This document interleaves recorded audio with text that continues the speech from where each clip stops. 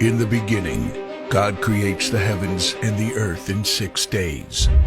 He makes Adam and Eve, who spend their days with God until they give in to temptation by eating from a forbidden tree. Sin enters the world, and things get so bad that God floods the earth and starts over with Noah and his family. Years later, God calls Abraham to follow him with the promise to make Abraham the father of a great nation.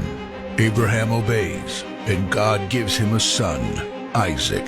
Isaac's son Jacob has 12 sons. Joseph, Jacob's favorite, becomes second in command of Egypt. God uses him to save his entire family and Egypt from starvation. Hundreds of years later, the Israelites are slaves in Egypt. Moses is called to lead the Israelites out of slavery. Joshua takes over after Moses and leads the people into the promised land. After Joshua, God raises up judges, temporary military leaders like Deborah, Gideon, and Samson, who protect and fight for God's people. The people tire of this leadership, and they call for a king. God gives Israel King Saul, King David, and then King Solomon. But it's all downhill from here. The people rebel. The kingdom of Israel is divided, and everyone turns their back on God.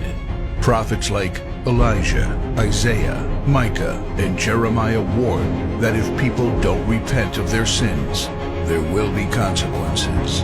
But the people ignore their warnings. The divided kingdoms are conquered, and God's people face captivity in foreign lands. People like Daniel show great courage and stand up for God when no one else does. Some of the exiled people return to the promised land, but for 400 years, God is silent. No prophets, no miracles, and no angel visitations. But then, the silence is broken when Jesus is born. He lives a perfect life, teaches truth, and performs miracles, proving He is God.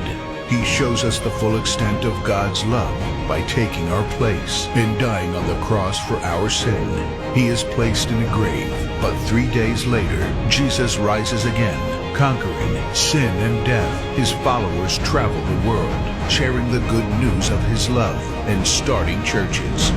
We now are part of this story, and we have the chance to change the world and share His love, because one day He will crack open the sky and He will return. It's the greatest story ever told.